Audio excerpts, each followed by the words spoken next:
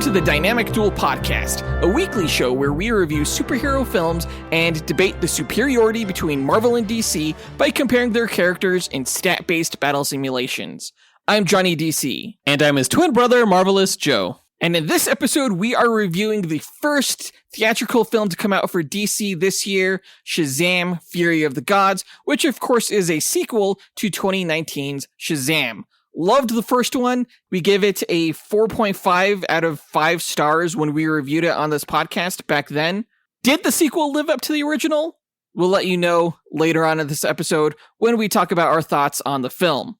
Before that, we're going to break down the comic book movie news from the past week, of which there was really one big news item to talk about, and that was James Gunn confirms that he will be directing Superman Legacy. As always, we list our segment times in our episode description, so feel free to check out the show notes if you want to skip ahead to a particular topic. If you've listened to our recent episodes, you'll know that our duel simulator has become so advanced that it's gained sentience and has named itself the artificial life form for running extensive duels, just a rather very intelligent Simulator 9000, or Alfred Jarvis 9000. He has a quick message for our listeners, so let's hear it.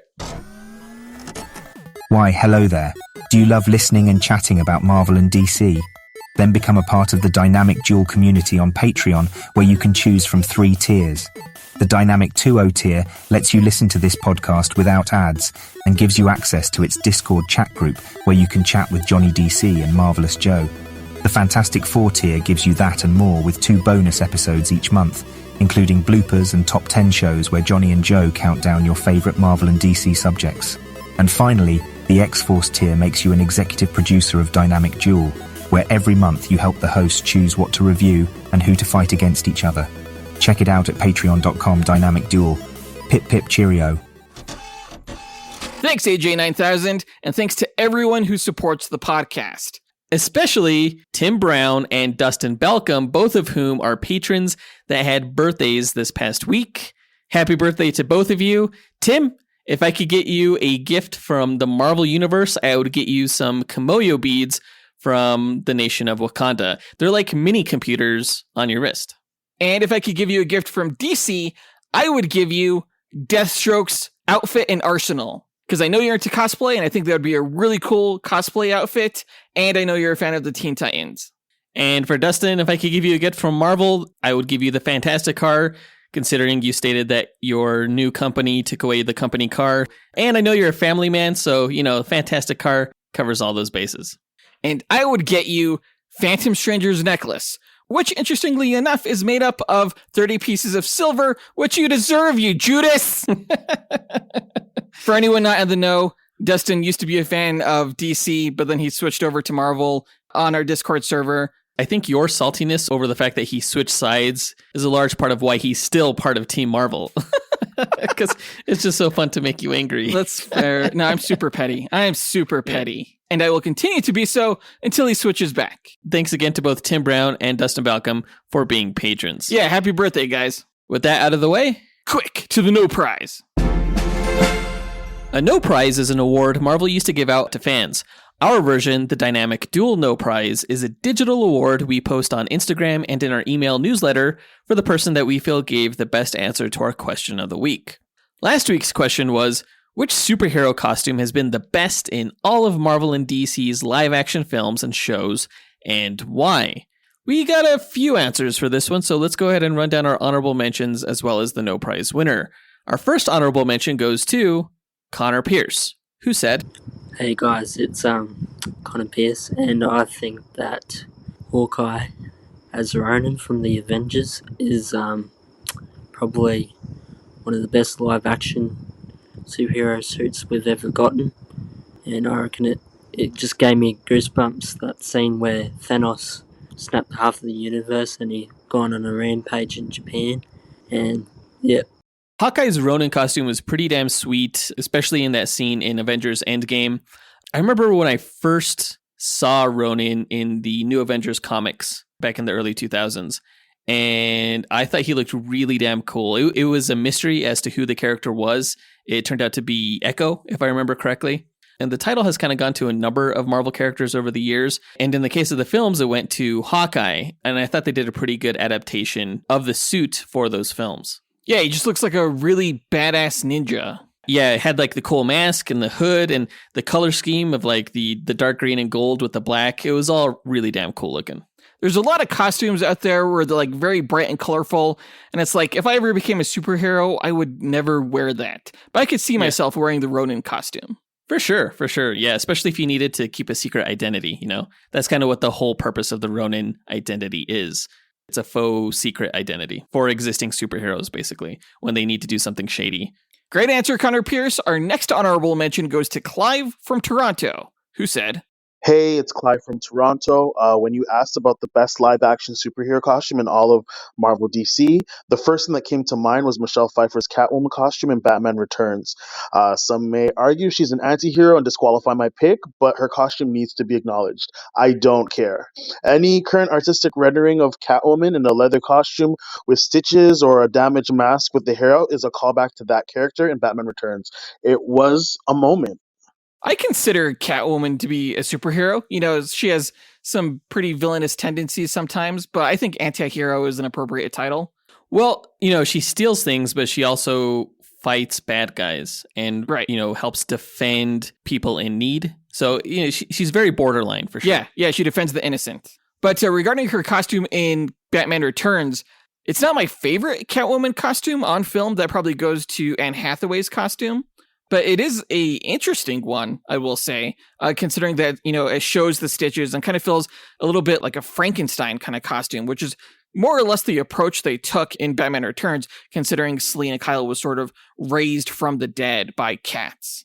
Yeah, it's kind of a out of left field answer, but also a bold answer. I really like Clive's choice here. Regardless of whether or not it was like faithful to the comics or not, there was just something inherently really cool about the visual of seeing Michelle Pfeiffer in that suit that stands the test of time. It was sleek and shiny, and Michelle Pfeiffer just gave a great performance in it, and she looked great in it. Absolutely, yeah. So great answer, Clive. Our final honorable mention goes to Scott Camacho, who said, "This is going to be a cop-out answer, but I see no way around it. The best superhero costumes are going to be from the Zack Snyder universe. Every detail, every nostalgia, even coming from the comics and even bringing something new, all those costumes look amazing. And I find myself going back and back, watching the movies and sometimes even the shows. Zack Snyder's universe."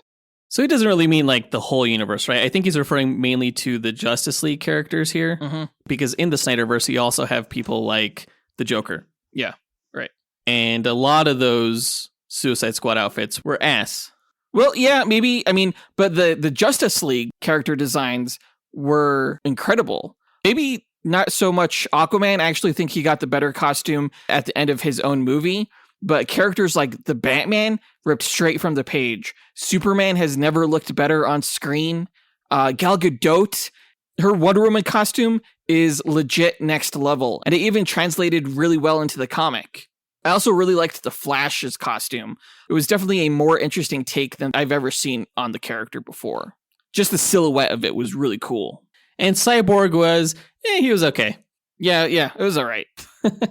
Great answer, Scott Camacho. We want to give a big thanks to Miggy Matanguihan for also taking the time to visit our website and leave an answer. We'll be posting everybody's answers up on the Discord for discussion. But the winner of this week's No Prize goes to Matt Lamb, who said, "Hey guys, Matt Lamb here. So I'm definitely going to have to give this to the Iron Man armors from the Marvel films. It's a suit of armor that Tony Stark himself made, which is not something that most of the heroes can say about their costumes. And he's constantly modifying and updating the suit. With each iteration, it gets better and better. But I'm definitely going to have to say that the Mark III was my favorite. It was the first suit that heralded in the MCU. Yeah, the Mark III is also my favorite Iron Man suit from all his appearances in the MCU. Overall, Iron Man has had a fantastic string of costumes throughout all of his appearances. And like Matt said, I really like how each iteration is him kind of building upon what came before and making advancements to the suit. And it got so advanced at the end, it was a nano suit that he wore for Infinity War and Endgame. That bleeding edge armor, I think you could consider it the bleeding edge armor, was really cool. And it's interesting to go back and watch the films and just see how the suit evolves. I think the latter suits got a little too streamlined for my taste. They didn't look as industrial as I liked them to. I think my favorite armor was the one he wore at the end of the first Avengers movie. I thought that one was really I think cool. that was like the Mark 6 or 7, I want to say. Something like that. Yeah, it was cool. That was a cool one. Yeah, I like that a lot. But yeah, I mean, this may be an obvious answer, but I think it's still the best. Iron Man will probably always have the best suit out of all the heroes in comic book movies. The suit is his superpower. Right, exactly. So congrats to Matt Lamb for winning this week's No Prize. If you, the listener, want a shot at winning your own No Prize, stay tuned to later on this episode when we'll be asking another question of the week. And now that that's done, on to the news.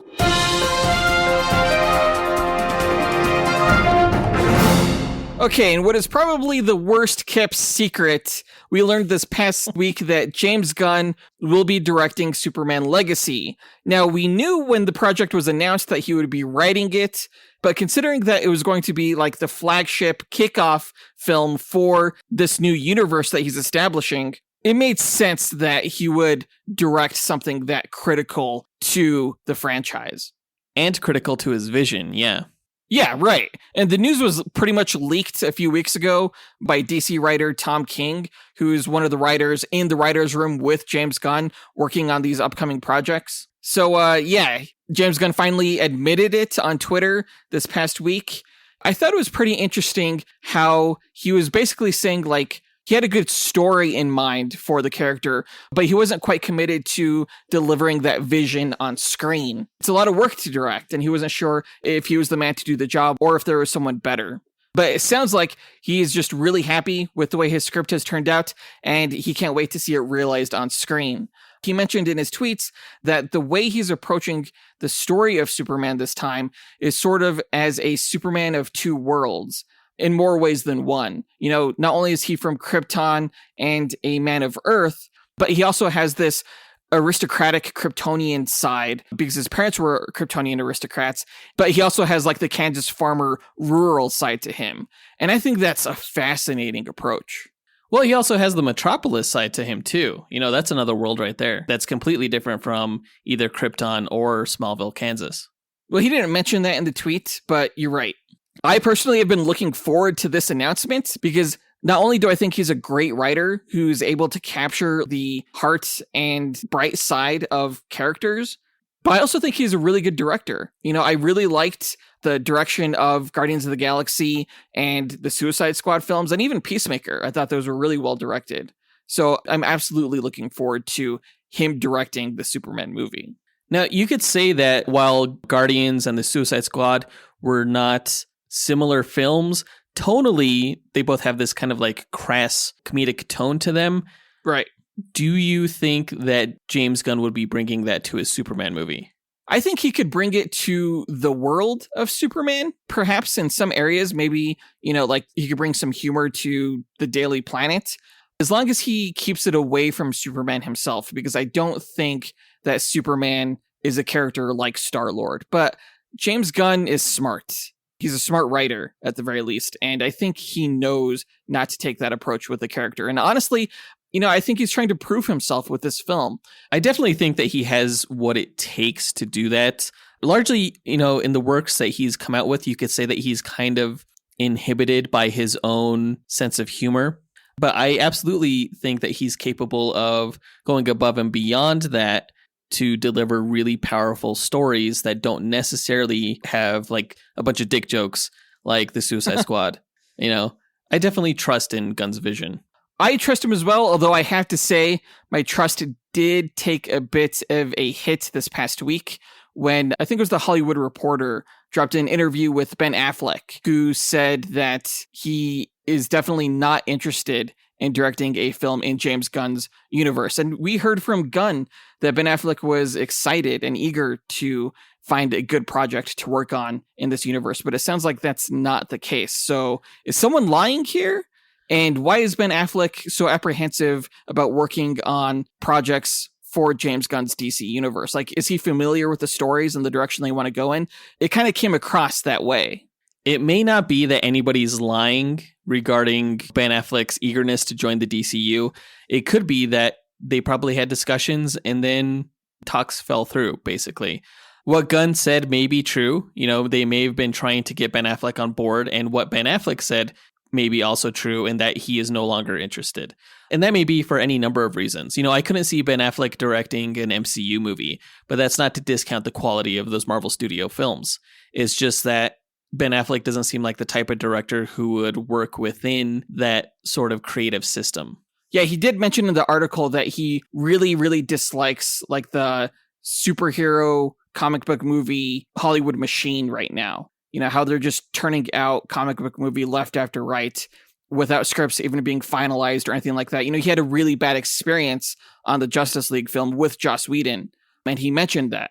It was like his worst experience, actually. So I think he's probably trying to avoid that. And also, I imagine if you were going to direct a Batman film like he was going to in the DCEU, that if you come across another version that's significantly different from what you had planned to do, like with Batman and Robin, potentially, then you may not be as interested in doing that.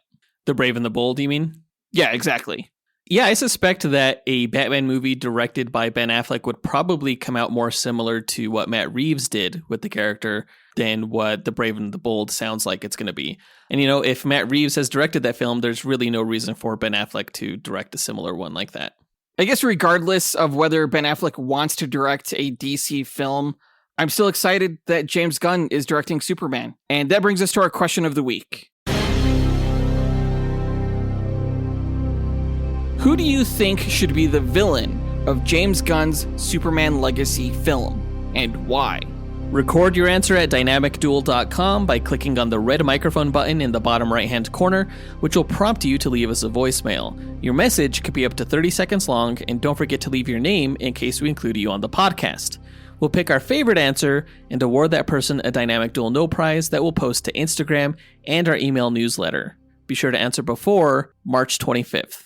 But that does it for all the news. Now let's move on to the main event, where we reviewed the latest DC theatrical film, Shazam! Fury of the Gods.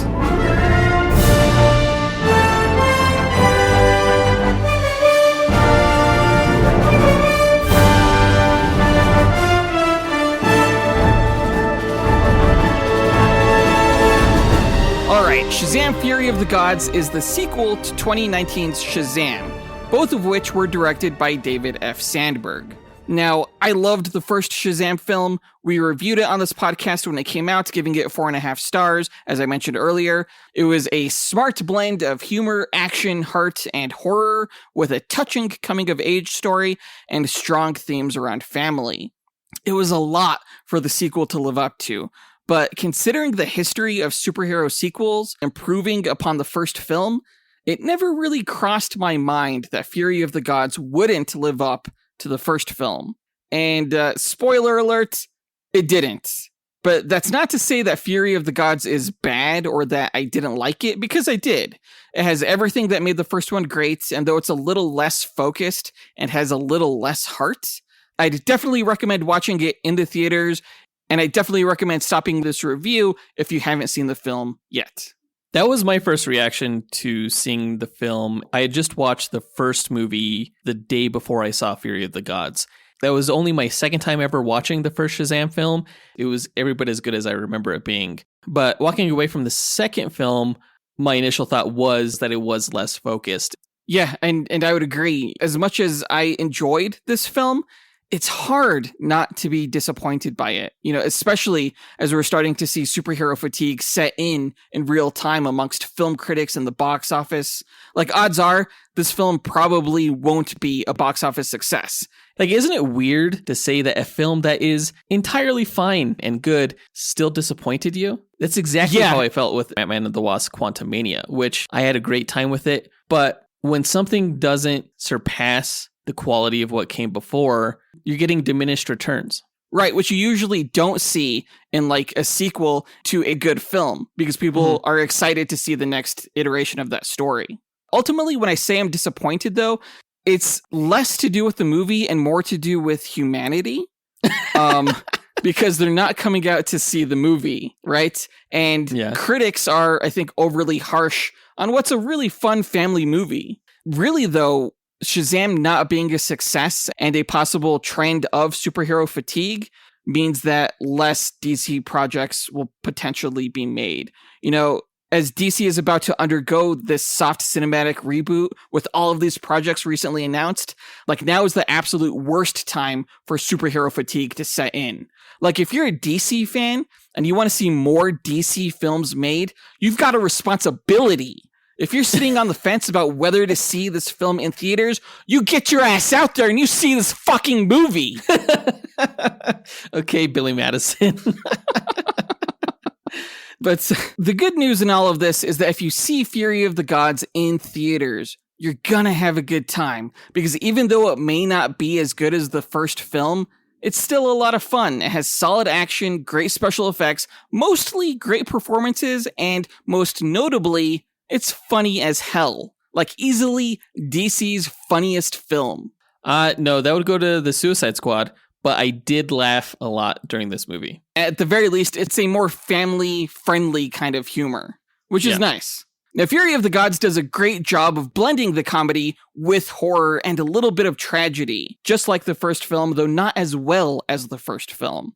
You know, the opening of 2019's Shazam was intense, as was Fury of the Gods, with Calypso turning everyone into violent zombies in a museum before Hespera turns them all to stone, so they're like frozen in these terrifying poses.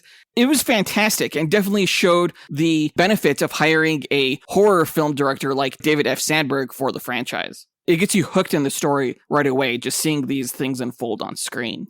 Yeah, great opening scene. There were monsters in the first movie, but here they were a little more recognizable, like the Minotaurs, the Harpies, Manticores, and Cyclops were well realized and fit in with the mythic origins of Shazam's powers very well, I thought. Yeah, the monsters here were cool. They were a little bit less scary than the Seven Deadly Sins, but I like the overall mythological themes. Like the comics, you know, beyond the silliness and the monsters that are there, the core story of Shazam has always been a coming-of-age story. You know, in the first film, Billy learned that sometimes your family is the one that you choose. And now that he has this family, he's afraid to lose it and learns that despite all of his power, you can't cage and control the ones you love. And that sometimes protecting what you have has a personal cost. That self-sacrifice, in a way, is the ultimate display of love. It's one of the strengths of this franchise, those familiar themes. It has very strong themes. Yeah, unfortunately, though, I would say this film kind of trips into its themes, since, you know, there were a lot of characters to juggle this time. You know, you have the cast of kids and their superhero adult versions, 3 villains, 2 parents, a wizard, and a partridge in a pear tree. The kids, in my opinion, are the best part of the movie. You know, like they're funny, great actors, and it makes more sense to see them learn coming-of-age lessons. But sadly, in this film, the filmmakers decided that scenes that didn't need the kids to be their adult versions, such as like planning in the Rock of Eternity, it had the kids in their adult versions. I would have much rather seen the kids and their camaraderie and their chemistry together. It's just fun, and, you know, it reminds you of your own childhood, and it's like the same reasons why everyone loved like the first It movie. It's just great to see those kids come of age. And there's something inherently more silly watching adults pretend to be children. It kind of takes you away from maybe the importance of those coming of age themes as they're happening in the film, when you see a bunch of 30-year-olds learning those lessons. Exactly. It was kind of interesting how they mirrored the protagonist's lesson about controlling the ones you love with the antagonist's lesson, in that you see the Daughters of Atlas kind of learn that same thing, in that they were very controlling of each other until one of them basically snapped, you know, Lucy Liu's character. Yeah, I mean, like, in Greek mythology, the mythical god-like figures have always had, you know, just as many dysfunctions as humans on Earth do. The Daughters of Atlas very much had a power struggle amongst the 3 of them, in a way that, you're right, slightly did mirror the struggle that Billy was having with his siblings. But ultimately, Billy learned a lesson that the daughters did not. Let's talk more about the cast and their arcs in the character breakdown, starting with Shazam/Billy Batson. Now, Shazam was played by Zachary Levi, and his younger counterpart, Billy Batson, was played by Asher Angel. Zachary Levi is a terrific comedic actor who also nails dramatic moments. But as great as he was, I did miss Asher Angel as Billy, because Billy is the dramatic core, the true form, whereas Shazam is more of the mask. I thought they did a really good job balancing the two characters in the first film, and not so much here. Yeah, Billy had a lot of great stuff in the first movie to work with in regards to trying to find his mom and stuff like that, and just dealing with the struggles of being an orphan and getting a new family and stuff. There was a moment that was like that in this sequel where his mom tells him to change back into Billy so that she can talk to her son. And it was a nice moment, but it also felt like it was too little too late. It felt a little shoehorned, honestly. Yeah. Like they were trying to capture the magic of the first film in that moment, but with everything else going on, it almost felt out of place.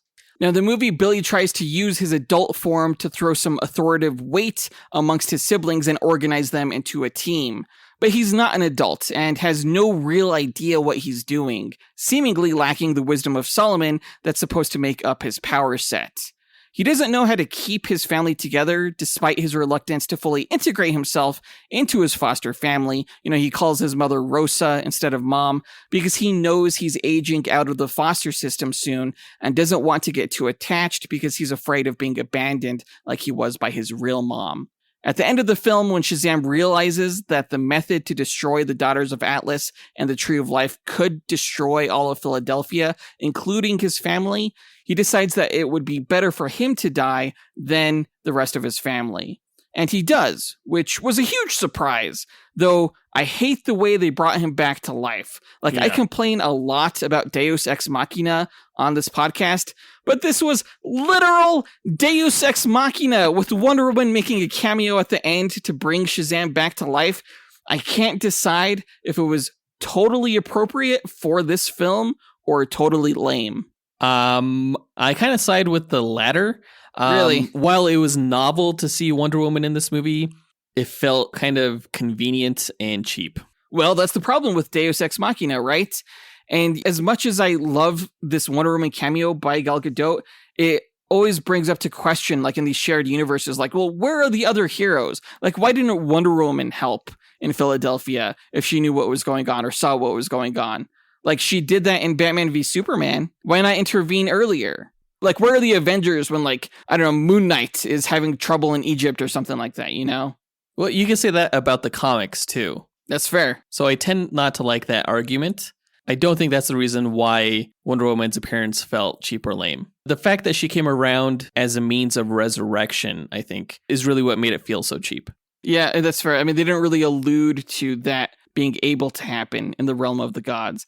But getting back to Billy's arc, his apparent lack of wisdom or knowledge of what to do made him feel unworthy to be the wizard's champion. But the wizard assured Billy that it was his heart that was wise, and that by following his heart, it would lead him to make the right decisions, which was ultimately to sacrifice himself for the family he loved. And I thought that was interesting. Usually when you think of wisdom, you think of not really intelligence, but experience, which Billy doesn't have. The kid only has his own instincts, and that's really what I think the wizard was referring to. That was a nice moment. I liked that. I did love the joke when Shazam referred to Solomon as Solo Man. Yeah, that was great. Solomon has always struck me as one of the weird inclusions in the Shazam pantheon because he was not a Greek or Roman god. He was a Jewish king. So I guess Athena didn't quite fit in there. Shazam. I think one of the vast improvements of the character over the first film was the costume. Oh yeah, the costumes in this movie were fantastic for the Shazam family. I think my favorite improvement was the lightning bolt emblem. It looked so much cooler in this movie. I thought it was really well done. The costume really was pretty much flawless. There were some weird buckle things on the sides, but even those I didn't mind. I thought they looked pretty cool. Yeah, those silver embellishments. Yeah. I did not like those actually. Really? Yeah, I found them visually distracting. I could take them or leave them, but I didn't think they looked bad. Still an improvement, we'll agree, over the first movie. For sure, for sure. And that goes for all of the Shazam family, not just Shazam, including Freddie Freeman's character. Now, Freddie Freeman was played by Jack Dylan Grazer as a kid and Adam Brody as a superpowered adult. Jack Dylan Grazer shines in ensemble roles like this and the movie It, and Adam Brody totally captures that same energy, making it the most believable of the kid-adult pairings.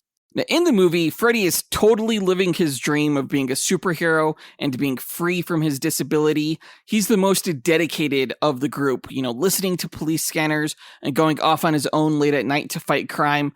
He doesn't want to be Billy's sidekick. He wants to be his own thing, and rightfully so, because he's heroic by nature, as evidenced by how he stood up for the new girl, Anne, despite the thrashing he would receive from the bullies.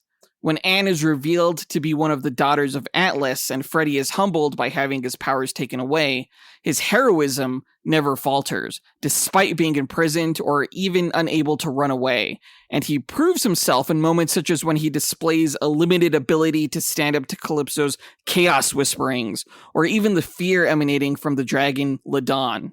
By the end of the movie, though, he's shown the ultimate example of heroism in Billy's sacrifice, and he expresses regret that he cannot fight alongside his brother in the end, like Billy had always wanted. Yeah, that whole arc was really touching, and I think that Freddy's character was really a highlight of the film. Particularly in those moments you mentioned when he's like standing up to the dragon and calling Billy an asshole for dying on him and stuff like that. Yeah. Really an emotional performance. I thought he was the heart of the film, and I thought he had more interesting arcs to him than even Billy did. Well, it was interesting that we got to see more of Freddy as a kid than we did Billy as a kid. Yeah, that's true, and it probably goes to show that they probably should have had the other kids on screen more than what they did. And it may have to do something with like child labor laws or something like that, maybe. In regards to the child actors? Yeah. Moving on to Mary Bromfield, she was played by Grace Caroline Curry, formerly known as Grace Fulton, in both her unpowered and powered adult forms. I thought she did fine in the role, as she did in the first film. I actually didn't care too much for her performance in this movie. I thought it came across as a little bit bored or lazy or something. Largely, I think she was frustrated with Billy's character, and that's what she was going for, but there was just something passive about her performance, I found. Well, I think, she was hanging around a bunch of kids. I think she would have much rather been doing something else, but she also didn't want to give up the superhero lifestyle. She enjoyed being a superhero. I get that, but in regards to the performance itself, it came across as a little bit more disinterested than it needed to. And like even towards the end of the movie, she didn't really have much to do. Like she was running around with the other kids and was really taken away from any agency that she might have had earlier in the film. I think she just wasn't a big enough character. I don't really think she had a major arc in the story to really give her more screen time than was allotted already. Well, we know that, she wanted to go to school. She wanted to help support her family. We don't really know what happened to any of that. Well, like in the comic, she's in this film serving as Barry's more mature mentor figure of sorts. Like she's always been more mature than him. Mm-hmm. She recognizes that Billy's trying to get as much time as he can with his siblings before he fears he leaves their lives forever. And she lets him know that, he needs to be responsible like she is, balancing superhero life with work life to help support her parents while also trying to have just a normal life for someone her age. Mary is Billy's example of what sacrifice for love looks like. And that ultimately does pay off in the end, but you're right in that we don't really see how that pays off for her. Like, I guess it would have been nice to see her finally go to college at the end of this film, maybe even like in an after credits scene or something like that. I don't know. Honestly, even taking like community college classes online would have been a nice tidbit, like before the wizard Shazam visits the house for dinner. It does raise an interesting point as to why Billy was afraid of aging out of the household when he already saw that Mary did not. I think part of it was just a fear of growing up, which is really interesting for a character who has an adult form as well. And I think that was kind of lost in a way that wouldn't have been if it was Asher Angel delivering those same lines. I don't know why he was nervous. I think it just meant that it was time to grow up and time to leave the nest. And, he wasn't ready for that. He wasn't ready to take on the kind of responsibility that Mary had. Maybe he didn't want that for himself. It is interesting how the character of Billy was so independent in the first movie and then so dependent in the sequel. I think that kind of just speaks to the danger in finding someone or something to love, is that now you have something or someone to lose. So it kind of makes sense that like you wouldn't want to lose that now more than ever. Good point. Yeah. But back to Mary, you mentioned how great the costumes were. I think she had the best costume of the Shazam family. And I would argue the number one best female superhero costume of all time. I think I said that honor went to Cyclone in Black Adam, but Cyclone is now number 2 because Mary's outfit was like an amalgam of like all of the best female superhero costumes from like Wonder Woman to Supergirl. It was just perfection. It was really well done. Yeah. I'm going to skip the rest of the Shazam family real quick and move to the villains, starting with Hespera. She was played by Oscar-winning master thespian Helen Mirren. Any role she plays seriously, and I'm really glad she took this role because I'm kind of afraid under anyone else, it would not have been done as well. You know, I was kind of horrified that they had cast this woman who was up there in age to be the bad guy in this superhero action flick. I thought it might look kind of goofy when she's, throwing fists with these superheroes. But to my surprise, it didn't. I thought she did fantastic. Oh, yeah. Yeah, I knew from the trailers when she delivers like a Spartan kick that it was going to be pretty badass. And it was. But like even when she got like slammed to the ground, like freaking power bombed by Shazam, and then she like was about to do the same thing to him. She was actually intimidating physically in this film. Yeah. I was impressed. Job well done to Helen Mirren for sure. Yeah, she was totally game. Now, Hespera is an original character not in the comics, alongside her sisters, the Daughters of Atlas. She supposedly had control over the elements, though it really seemed more like telekinesis to me, outside of like turning people to stone in the beginning. Yeah, I was going to say that too, although she did like superheat these prison bars or something like that. But yeah, I couldn't quite make out what her power set was. Because she could also like control this energy magic dome kind of thing, which I'm not sure if it was made out of like magic water or something. It was strange. Oh yeah, I didn't think it was water. I thought it was just magic, but I don't know. I would have loved to have seen more things like fire and wind, things like that. I think that would have been a lot cooler than just telekinesis. Now, Hespera and her sister Calypso gained the wizard's broken staff in the opening scene of the film with the intention of using it to get revenge on the wizard, whom they already had imprisoned, as it was the wizard who killed their father Atlas, and they feel Shazam and the champions don't deserve their father's power, along with the power from the other gods. At some point, the daughters' new mission becomes to restore the realm of the gods with the golden apple from the Tree of Life, but they argue where to plant it. And for some reason, they also imprison Philadelphia in a dome and imprison Freddy.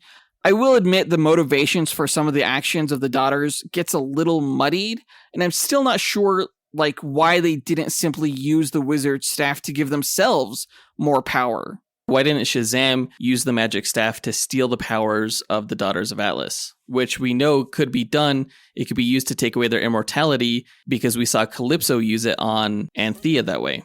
So yeah, a lot of just strangeness around that. And even Hespera's motivations, in the beginning of the film, it looked like she was, very much in charge and very much the one pushing for their agenda. And yet by the end, she had this kind of change of heart that kind of surprisingly came out of nowhere.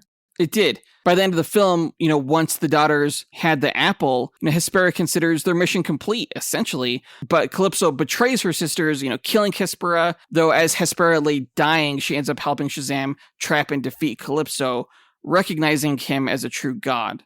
And I'm not quite sure why once she got the apple, she kind of seemingly forgot or ignored the whole revenge plot that kind of kicked the whole movie off. Yeah, revenge against Shazam and his champions. It was more about restoring the realm of the gods once she got the apple. It was really Calypso who was the one to kind of like keep them on track with the whole revenge angle.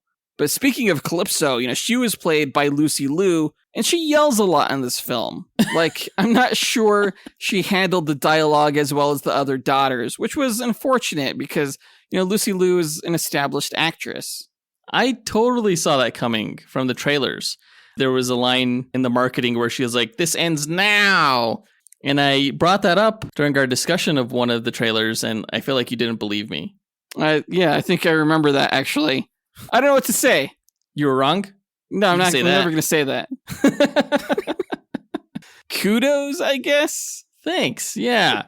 I didn't have much faith that she would be able to give a convincing performance here. And it was a little bit cheesy. For sure. And it looked like extra bad alongside Helen Mirren, who like totally sold her lines. Even when she was reading that ridiculous letter from Billy, like Helen Mirren totally sold it. That was a great gag, that whole thing with them dictating to Steve and like Steve writing down everything they were saying. I laughed my ass off. It was great.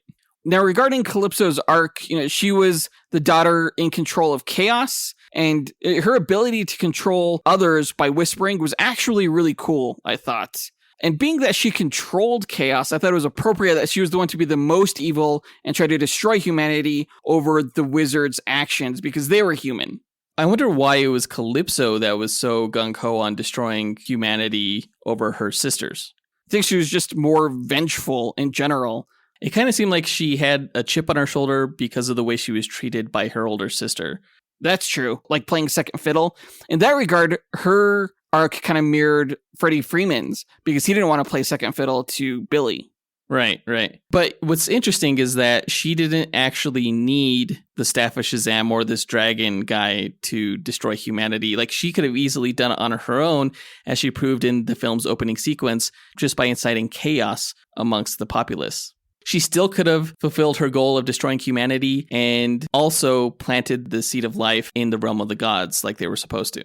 That's true. Honestly, if Hespera didn't turn those people to stone in the museum at the beginning of the film, like that would have been it for humanity. Yeah. Like the movie would have been over. Yeah, the chaos would have just kept spreading.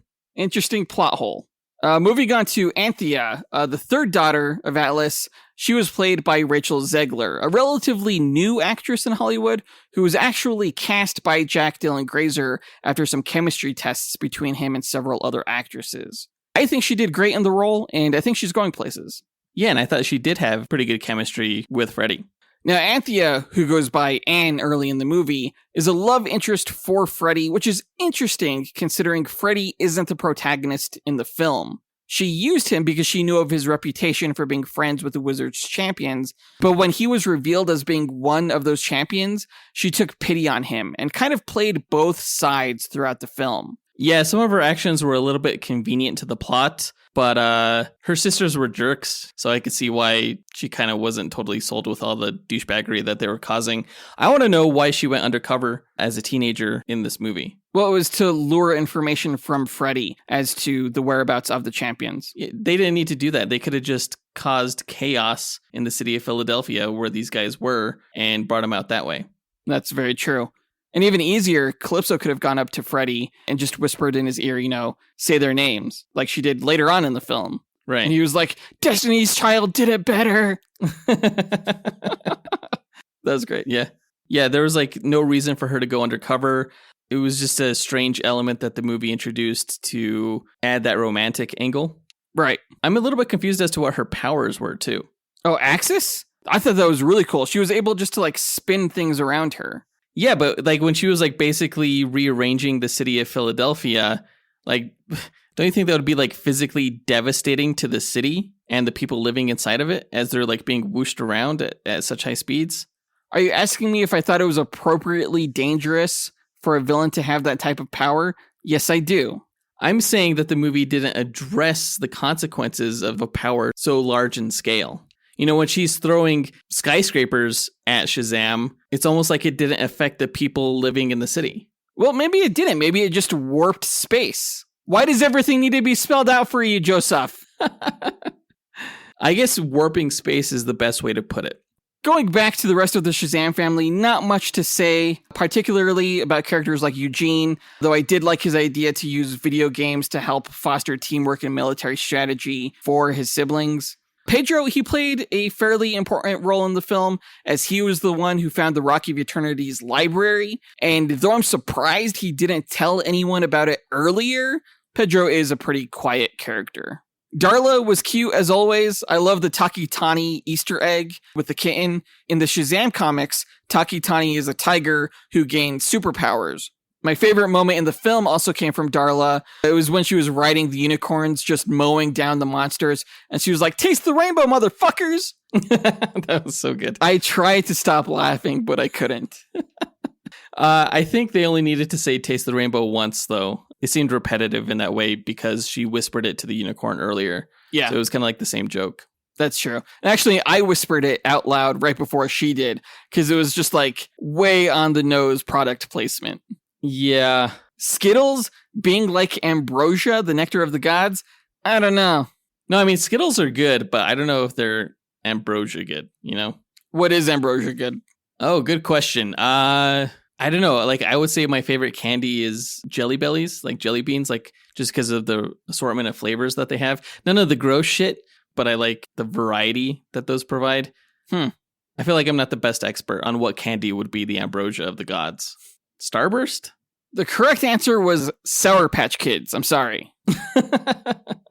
Those are good. Yeah. Lastly, I want to touch on the wizard, played by Jaimin Hansu. He was a little bit more comedic relief this time around, but he pulled it off. Like, he's a good actor, and I'm glad they found a way to bring him back, even though I don't quite understand how they did. The way I took it was that once he gave up his power of the champion, he can no longer exist in the realm of the champion. And so while it looked like he died in the first movie, he was actually just transported to the realm of the gods. That's where they were, I thought. Yeah. But which didn't make sense because he wasn't a god. Yeah, you think he would be sent to Earth or something. What if when the wizard Shazam gave up his power, he was transported to Earth and then he was just captured by the sisters at that point and then taken to the realm of the gods? Maybe. I don't human? know. I don't know. And that's the problem. No one knows. Yeah. Moving on to the story highlights. Hespera and Calypso, two of the daughters of the Titan Atlas, break into the Acropolis Museum in Athens, Greece, to steal the wizard's broken staff. The duo then take it to the imprisoned wizard, forcing him to repair the staff and activate its powers. Again, that opening sequence was awesome. Really cool. Great way to set up the film. In Philadelphia, Billy Batson and his Shazam family of foster siblings save people on the collapsing Benjamin Franklin Bridge, but are called out for its destruction. The group is drifting apart at home due to them growing up and having different personal interests. Speaking of the bridge collapse scene, what caused the bridge to collapse? Do we know? Usually events like that are triggered by some kind of major catalyst, usually by the main villain of the film, but here there seemed to be no catalyst. The bridge just was falling apart for no reason. That's true. I think when I was watching that part, I was waiting to hear like how the villain was responsible, but then we just never learned that and I forgot about it. That's a great point. And like that bridge was freaking crumbling like it was made out of paper. Like that's insane if that just happened naturally. That's true. That's a plot hole, honestly, I feel. How did the bridge start collapsing? I don't know. Now, Billy is worried about being kicked out of the Vasquez family after he turns 18 and ages out of the foster system. In a dream, as Shazam, Billy is warned by the wizard about Hespera and Calypso, and he and the Shazam family research the daughters in the Rock of Eternity's library. And that library was really cool. It was very magical and felt kind of like a room that you'd find in Hogwarts in the Harry Potter universe. Yeah, totally. Steve the Pen was really cool. Yeah, I like the way this movie treated magic in general, actually. It's very different from like the Doctor Strange type of magic that you see in Kamar-Taj and stuff like that. Here it's a little bit more whimsical and pretty unique among superhero franchises. True. Yeah, that's true. Freddie Freeman, still bullied at school, falls for a new girl named Anne, to whom he shows off his superhero self. Unfortunately, Hespera and Calypso arrive with the staff and steal Freddie's powers. Anne is revealed to be their youngest sister, Anthea. Billy and the other Shazam family try to save Freddie, but the daughters kidnap him and place a dome around the city, trapping everyone inside. The scene where Calypso causes the teacher to kill himself was super dark. That was hardcore. I'm wondering why that was necessary. I guess to set up the stakes, but yeah, poor dude. Right? Wrong place at the wrong time. So the goal of the sisters at this point was to exchange Freddie for the group's powers. Is that what was going on there? I believe so. Yeah, they were still bent on revenge against the Wizards champions. It's interesting why they didn't just fight him there, considering they had the staff. They could have used it to steal everybody else's powers. Very true. Yeah, like when Billy was right up against them, they could have easily just blasted him with the staff. I don't know why they didn't do that. Instead, they decided to put Philadelphia in a dome. Why? And wager. Yeah, it's strange. Now, Freddy's imprisoned along with the wizard in the god's realm.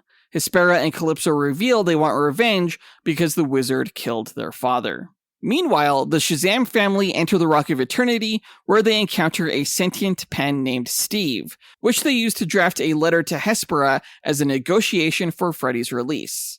Billy meets Hespera, and while the meeting is initially cordial, she and Calypso soon fight the Shazam family. Pedro loses his powers during the fight, while Hespera is captured and returned to the Rock. I love the door thing they have going on at the Rock of Eternity, where they can just like turn any door into a gateway to it. And the porta potty thing was kind of hilarious. Yeah, I'm wondering if it was all part of Hespera's plan to get captured at this point, though. They implied as much. She would be taken to the Rock of Eternity and then get the Seed of Life there. I think it was. Yeah, I think it was her plan. But I'm not sure how she knew that it would be at the Rock of Eternity. I guess maybe if she knew that the wizard had the apple at one point, that it would make sense for him to keep it there where they couldn't reach. Yeah, and plus, like, if their plan was to go to the Rock of Eternity all along, the way they went about doing it was very strange. Well, I mean, that might be the reason why they kidnapped Freddy and didn't depower the others, was because their ultimate goal wasn't necessarily revenge, but to gain the apple, the Seed of Life. It's just hard because when you don't know the villain's like motivations until like the last very possible moment, it's hard to sort of always understand what's going on with the movie and why. And thinking about it more, it seems like Anthea did have the best approach going undercover, but everything was done wrong. I think she could have convinced Freddy to take her to the Rock of Eternity. Oh yeah, without her sisters intervening? I don't know. I mean, their way seemed to work as well. Yeah, there are multiple motivations. You know, they want revenge, but they also want the seed. So they want to be captured, but they also want to fight, take their powers, but they also want to punish humanity. It's a lot. I'm having so much trouble with their whole plan. Yeah, as am I. Also, I wonder why the apple, the Seed of Life thing, why was the Seed of Life a paperweight in the library? It's so convenient. I'm gonna beat the shit out of you right now. Sorry, why do you have to be so nitpicky? The more I think about everything, the more I have an issue with it. I'm going to go back and we're going to re-record Ant-Man and I'm going to be just as nitpicky as you're being right now. I feel like I'm not being that nitpicky. I'm just really honestly trying to understand everything that happened in this film and why. I mean, the apple was behind like a secret door with like a secret button and stuff like that. You think it would be in an actual like magic safe or something like that and not just used as a paperweight? Thought wrong. Come on, man. It was a paperweight. Back to the story, Hespera easily breaks out and steals the golden apple, the seed to the Tree of Life. Meanwhile, Freddy and the wizard try to escape the God's realm with Anthea's help, just as Hespera returns with the apple.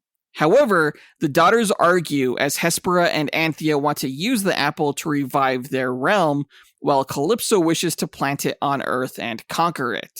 Freddy steals the apple, but is discovered, though Billy and the Shazam family show up, and Freddy reacquires his powers. This was a funny scene where they use the flaming violin as a distraction. They're like, what is that? And he's like, I have no idea.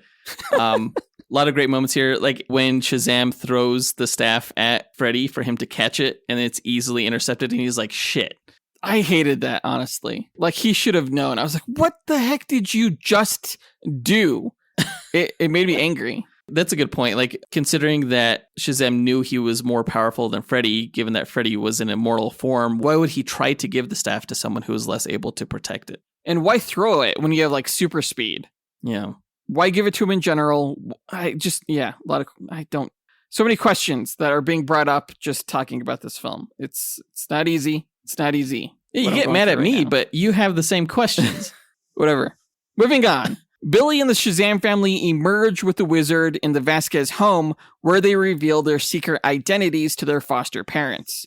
Calypso appears with a dragon named Ladon to acquire the apple. He was way cool. Like in mythology, Ladon is supposed to have 100 heads, but I actually liked the vine bark look they gave the dragon here. And I thought, giving Calypso this formidable pet was a smart move because her powers alone would not have been cinematic enough for an end battle. You're not wrong in the sense that, her using her standard powers of chaos wouldn't have given the Shazam family someone to punch. Except all the people of Philadelphia? Yeah, that wouldn't look good. All but Billy lose their powers in the skirmish while Calypso retrieves the apple. She intends to plant the tree on Earth rather than in the God's realm, planning to terraform the Earth. Calypso mortally wounds Hespera and depowers Anthea when they object. It's a little questionable why Calypso decided to depower Anthea, but straight up murder Hespera. I wonder why she didn't depower both of them or try to murder both of them. It is interesting that you're asking so many questions that, who cares? Yeah, okay. I mean, it just leads up to the whole events later on where Hespera is able to use her magic to help out Shazam because she is able to survive her sister's murderous attack for a while. I think ultimately she was just more threatened by Hespera and just wanted to punish her younger sister, Anthea. Yeah, that's a totally valid reason, I think. Why can't you give me more of those? To my questions. Because I need time to think of them. Calypso later plants the tree at Citizens Bank Park, which spawns monsters that attack the city. Billy, in despair, asks the wizard to revoke his powers, though the wizard assures him he is a true hero. Heeding the wizard's words, Billy turns into Shazam and flies to stop Calypso, while the Shazam family enlist the help of unicorns to fend off the monsters in the city.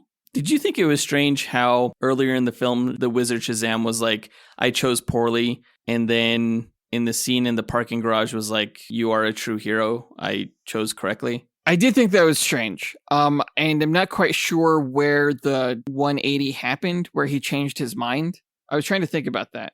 I guess because they were able to rescue him, that changed his mind. But there was nothing really else that they did that they had anything to show for, because they still did not have the staff and they gave up the Seed of Life. We did see him kind of come around on Freddy once he started calling him Freddy. Maybe that was the moment. That's probably it. Like, he kind of saw that Freddy was heroic and that he was chosen by the champion that he chose. And that was an implication that Billy was wise in who he chose. Yeah. There we go. Shazam persuades a dying Hespera to help him stop Calypso before realizing the dome reacts violently to his lightning. Billy urges Calypso to the park while Hespera shrinks the dome to contain them. I am surprised that she helped him, honestly. I think she just really wanted to get back at her sister for killing her. As opposed to trying to save the people of Philadelphia. I could buy that. Yeah, for sure. Billy fights Calypso and Ladon before killing them both by overloading the staff with electricity, destroying the tree and Calypso's army with them at the cost of his own life. The scarring they did on Billy's face, that was super sad. I kind of wish they wouldn't have done that at all, though. I think he could have came close to sacrificing himself without actually dying, because the more you have these heroes die in these films, the more it cheapens the act, especially the way, he was resurrected, as we touched on earlier. I'm totally going to agree with you there. I think they should have kept him dead. Of course, they couldn't do that because, they're trying to set up a sequel at the end of this film, but it was definitely cheap, like you mentioned. Now, Anthea brings Billy's grieving family to her kingdom for his funeral as they mourn for him. However, the demigoddess Wonder Woman suddenly appears and repairs the staff, imbuing it with her power before using it to revive the god's realm and resurrect Billy, who happily reunites with his family. Billy then uses the staff to restore both his siblings' powers and that of Anthea and the wizard. The Shazam family fixes their home, while Anthea and the wizard take up residence on Earth. One of the moments in this movie that made me smile was when Shazam finally asked the wizard what his superhero name was. Because it's been a running gag throughout all these films that he's had multiple superhero names. He couldn't settle on one. Right. And the wizard's just like, your name's Shazam. And they're like, oh, yeah, makes sense. Yeah, makes sense. Yeah. And then Freddy's like, I think we could beat it, though. It makes you wonder what, all the other characters are going to take up for their names. Shazam Jr., Lady Shazam, Shazamette, Super Shazam, and Thundercrack. I don't know. In the mid-credits scene, Emilia Harcourt and John Economos attempt to recruit Billy on behalf of Amanda Waller to join the Justice Society, which blew my mind. On one hand, I really love the fact that Shazam would join the Justice Society. I could see him being their Superman because he's been a part of the Justice Society in the comics. Yeah, and what's interesting is that in the comics, the Justice Society was formed largely at the request of the U.S. government by President Roosevelt during World War II. Yes. And Amanda Waller works for the U.S. government, and it seems like she's behind the formation of this team, as we saw in the Black Adam movie. Yes. So it's like the government's response to the Justice League, basically. And they're calling it the Justice Society as a kind of riff on the existing team's name. It's very in line with what they did with the New 52 in the comics, because when the Justice League formed, it was just called the Justice League. And Amanda Waller made her own counterpart of superheroes capable of taking out members of the Justice League, and she called her team the Justice League of America. Oh, that's right. Okay. That's pretty interesting. Yeah, I thought so. And that team included characters like Hawkman. I wonder if this is all going to lead up to a Justice Society movie with Aldous Hodge's Hawkman, Shazam, the new Dr. Fate, Atom Smasher, Cyclone, and the like. Well, that brings me to my other point, because I said on one hand, I liked that he was going to be a member of the team. On the other hand, I don't know if we'll ever see this team come to fruition, so why include it in the film? Because it's likely part of James Gunn's plan, I would say. I mean, otherwise, they had time to remove this mid-credits scene from the film. And that gives me, I feel like, a false sense of hope. I mean, the actress who plays Amelia Harcourt is James Gunn's wife. So you would think that if she was involved in it, it would have to be included in James Gunn's future plans, right? But with Shazam's box office, I'm not so sure. I don't think we're going to get another Shazam film, but I do think that we'll see Shazam again in the DCU. That's my guess. Really? Okay. Yeah, maybe you're right. I hope you're right. That would be cool. They couldn't get the Justice League film to work in theaters. I really hope they could get a Justice Society film on screen. Now, in a post-credits scene, an incarcerated Savannah encounters Mr. Mind once again and is frustrated that Mr. Mind hasn't begun enacting their plan yet. That was kind of funny. He's like, I'm just a caterpillar. I can only move so fast. I did think that was a lame excuse, considering he can go into people's brains and control them and move faster that way. Ultimately, this felt like kind of a cop-out for why they weren't the villains in this sequel, which I still think they should have been. You know, I would have loved to have seen Mr. Mind and Black Adam be the villains in this sequel, as opposed to the Daughters of Atlas, characters we've never heard of or really care anything about. I didn't love this post-credit scene because it reminded me of what we could have had and may never get. This post-credit scene did make me miss Dr. Savannah as a villain because I thought he was so effective in the first film, and it did kind of make me realize that the sequel does have a villain issue. Yeah, absolutely. Dr. Savannah was a fantastic villain in the first movie. Really good. And I can't say the same thing about the Daughters of Atlas, considering a lot of times a superhero film is only as good as its villain. As much as I liked this film and had fun with it, just talking about it made me realize kind of how broken it is. I don't know if I blame you for that. I think I do. I think you ruined the movie for me because of your nitpicky bitchiness. Jeez. I mean, honestly, I didn't set out to do that. It was an honest effort to try to understand the narrative. Because like you, I enjoyed this film. I had fun with it. It's only when you stop to think about it for long enough that these issues arise that just didn't come to me during the course of watching the film. Usually I watch a film twice in theaters before I review it. I only had the opportunity to watch this film once, and I feel like if I would have watched it a second time, a lot of the issues that we're talking about would have kind of come to the surface for me earlier. Because again, I enjoyed the movie. I thought it was a great family film. My daughters loved the movie, and I loved watching it with them.